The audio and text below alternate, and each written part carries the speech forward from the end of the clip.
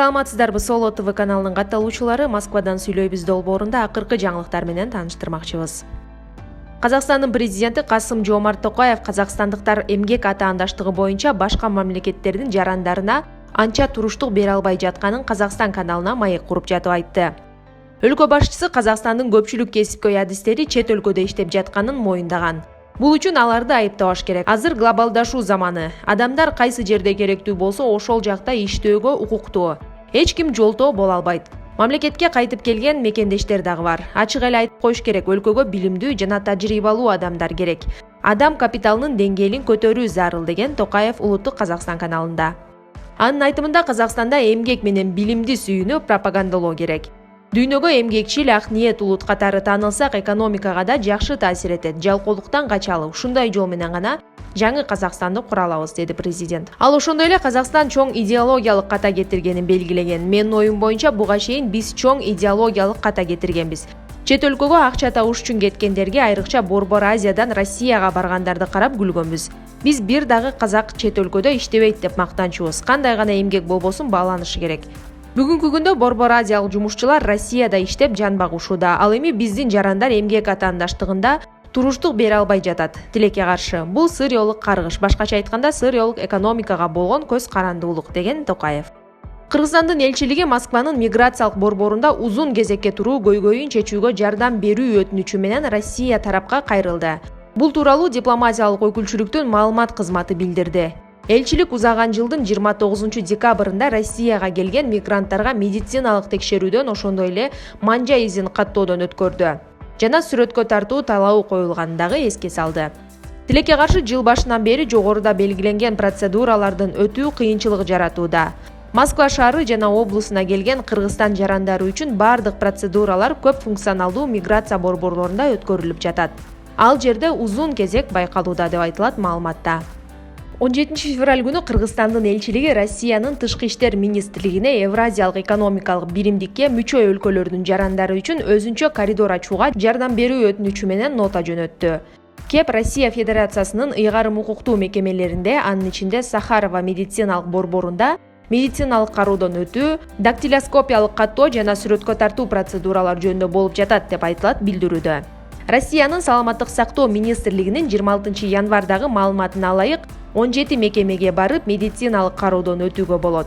Ошондой эле белгиленген 3 айлык мөөнөт документтерди ички иштер органдарына өткөрүп берүү үчүн каралган. Ар 3 ай сайын текшерүүдөн өтүп турушу керек, дегенди түшүндүрбөйт.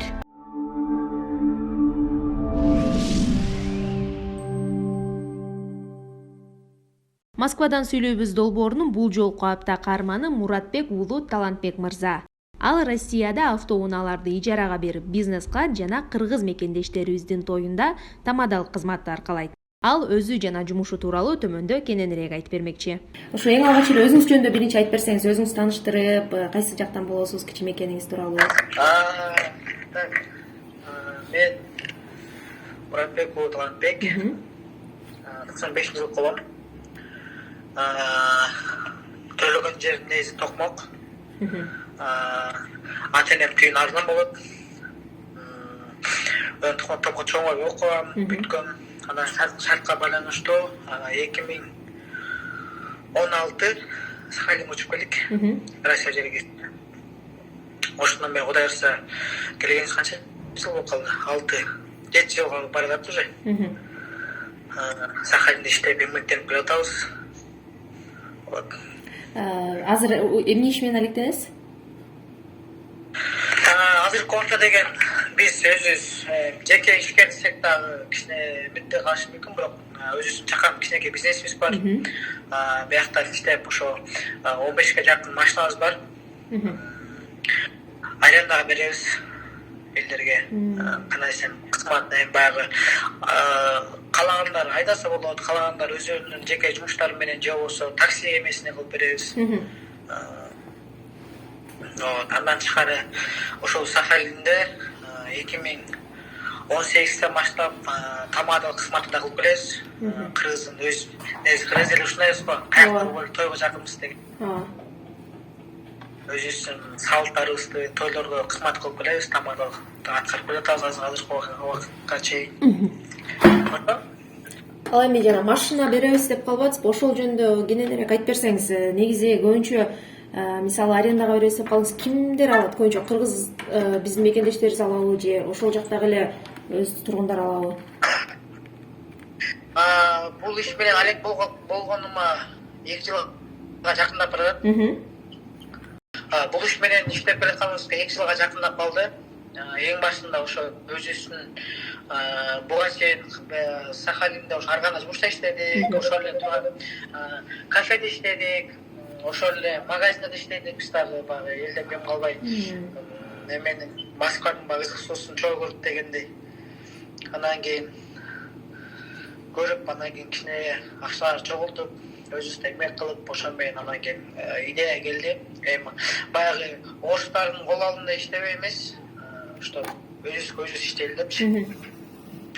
Анан кийин бирден 2 машина алып отуруп, Кудай буйрса азыркы убакта жаңы машиналар 2013 жылдыкы, 2011-12 жылкы машиналар ушундай менен иштеп келебиз. Эми көбүнчө андай десек, эми болуп калат, кээ бирде орустарды алып калат. Анткени эми баягы биз только кыргыздарга да беребиз деген эмеспиз да. Ушул эле турган орустарга да беребиз, корейцтерге да беребиз.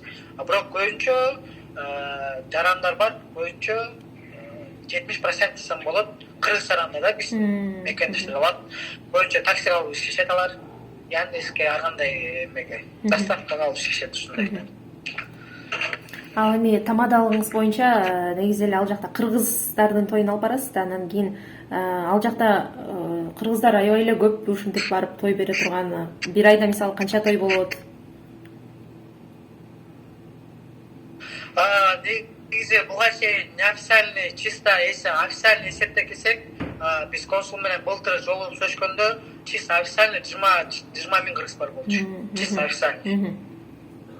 2021 болчу. Азыр еще андан бери уже почти 1 жыл өттү мынакей. Еще азыр неофициальный жонор көп. Айтканда баягы бир 25 000ге жакын кыргыз барбыз да. Тойлор көп. Каждый суббота, воскресенье биякта той. Анткени биякта деген баягы иш күндө калган күндөрчү. Анан баягы суббота күнү эс алышат, воскресенье эс алышат дагы, ошол күнгө көбүнчө ошол күнгө карап той беришет. Атак болуп калат, мисалы понедельник, вторник караганда болуп калат. Атак ай сайын тойлор болуп турат, Кудайга шүгүр. Тойдо канча адамдык той болот коноктордон? Эми биякта эң көбү 150ге чейин барат, эң азы 60-70. Ал эми ошо официалдуу эмес жүргөндөр дагы көп деп айтып калдыңыз. Негизи эле ошо биздин мигранттарда Россияда мисалы документтерди бүтүрүүдө же ушундай бир барганда эле эмне көйгөйгө биринчи душар болушат? Негизи буга чейин жеңилирээк болчу. Келгенде деген сразу эле эме коюшсу, келгенде деген биринчи мурун деген 3 айга коюшсу, анда деген арзан эле болчу, 5000 рубль болчу, 3000 рубль болчу.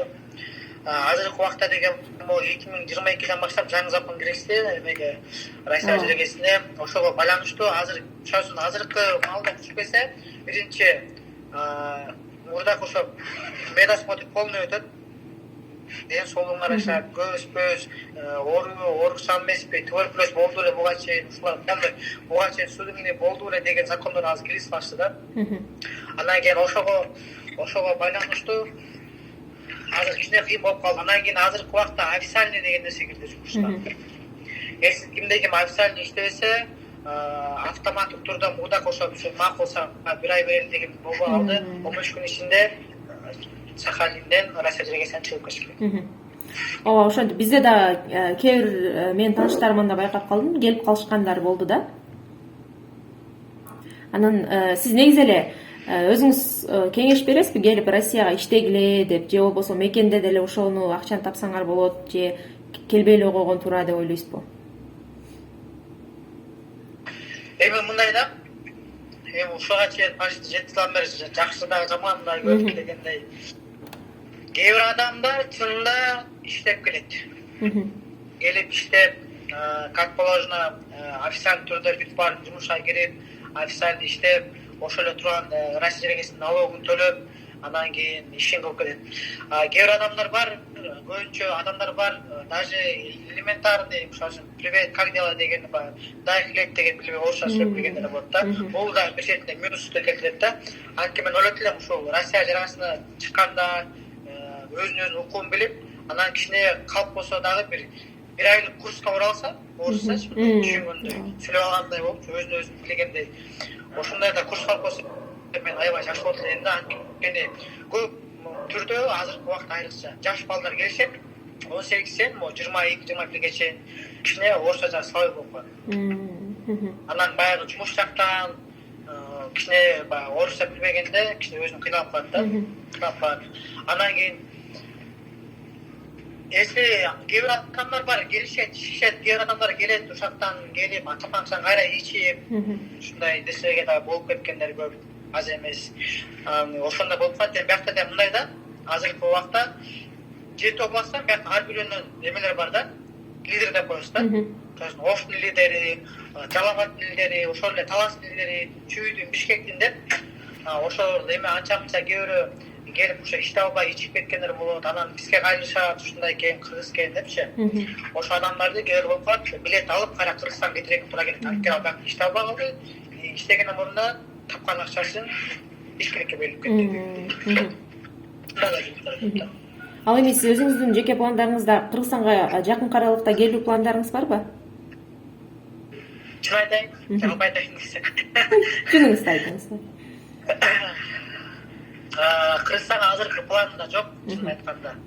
Азыркы планда деген ошол азыркы кылаткан ишимди дагы көбөйтүп, чоңойтуп бир чоң таксапарка ачабыл деген оюбуз бар. Чиста машина боюнча. Анан Кыргызстанга пока үй алып эле, алардан Кыргызстанга барганда ушул үйүбүз болгондой, өзүбүздүн ишибиз болгондой, анткени эми эртелеп кечпей биякта 10 жыл 15 жыл жүрөбүз, полет Кыргызстанга барабыз да. Ошол моментте барганда үйүбүз болгон үчүн, өзүбүздүн ошол эле келечектеги балдарыбыздын, өзүбүздүн келечектеги жашообузга жакшы нерсе үчүн Кыргызстанга баягы өзүбүзгө керектүү нерселерди куруп коюп атабыз, мындай болсо. Куруп баштап атабыз да, акырындап. Бирок азыркы убакта барбайбызбы дейм. Демек, баштапта максимум бир айга барыш мүмкүнбүз. Ата-энебизге, туугандарыбызга учурашып, бөлүшүп, бирок көп эмес. Бир айдан көп эмес. Демек, көп нерсени даярдап алып, анан кийин барам дейсиз, Ооба. Анткени ушунча жүргөн эмгек, ушунча жүргөн кылган ишибиз дагы бияка таштап кетпесек тоже болбойт да. Ооба. Анда эмесе сизге эркин микрофон берели. Биздин көрүүчүлөрүбүзгө бир өзүңүздүн жакшы кандай каалоо тилектериңиздер болсо. Кыргызстан сагындык. Эми азыр баягы интернет тармак эмес беле? Биз дагы Инстаграмдан, темеден көп жерден көрүп калабыз. Кыргызстан дагы өнүкпөй атат, мында болуп атат, тимде болуп атат, иш жок депчи. Албетте любой жерден иш тапса болот.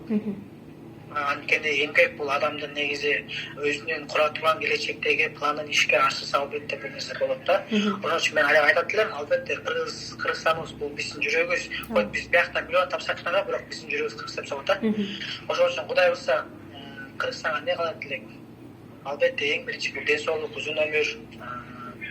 Ошоктан эле иштесеңиздер болот, если планы туура коюп, жакшы бир идея коюп туруп ишке ашса, да. Ошон үчүн албетте ийгилик, ден соолук, силерге рахмат. Ушундай бизди эңсеп, баягы мигранттар бар эле деп кандай жүрүшөт, эмне кылабыз дегендей айлаганыңыздарга рахмат. Ишиңизге ийгилик. Эссе берек болсо чалып турула, маалымат беребиз. Кандай бир эме болсун. Сизге да рахмат, убактыңызды бөлүп бизге макул болгонуңуз үчүн. Ишиңиздерге ийгилик каалайбыз, буюрса.